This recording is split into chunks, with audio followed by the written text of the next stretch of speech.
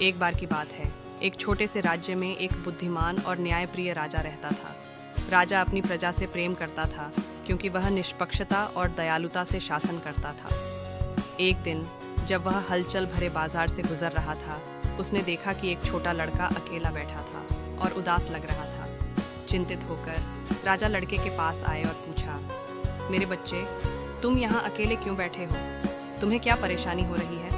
छोटे लड़के ने नम आंखों से राजा की ओर देखा और कहा, मैंने अपने माता पिता को खो दिया है और मेरी देखभाल करने वाला कोई नहीं है। मैं भूखा हूँ और मुझे नहीं पता कि मुझे क्या करना चाहिए। राजा का दिल उस अनाथ लड़के पर आ गया और उसने उसे अपने संरक्षण में लेने का फैसला किया।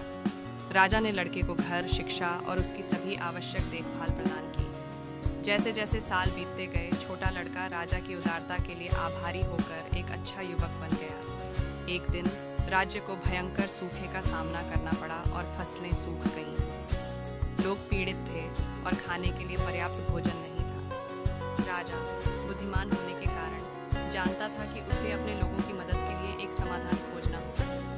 उन्होंने अपने सलाहकारों को इकट्ठा किया और सूखे के कारण होने वाली पीड़ा को कम करने के लिए विचार मांगे। वह युवक, जो कभी वह छोटा लड़का था जिसे राजा ने बचाया था, आगे बढ़ा और बोला, महाराज, मुझे अपने बचपन की एक जादुई कुएं की कहानी याद है जो कभी नहीं सूखता। अगर हम इसे ढूंढ सकें तो हम पानी उपलब्ध करा सकते हैं हमारी फसलों के लिए और राज्य को बचाएं। इस विचार से आश्चर्यचकित होकर राजा ने जादुई कुएं की खोज के लिए युवक के साथ खोजकर्ताओं का एक समूह भेजा। एक लंबी और चुनौतीपूर्ण यात्रा के बाद अंततः उन्हें राज्य के एक सुदूर हिस्से में छिपा हुआ कुआं मिल गया।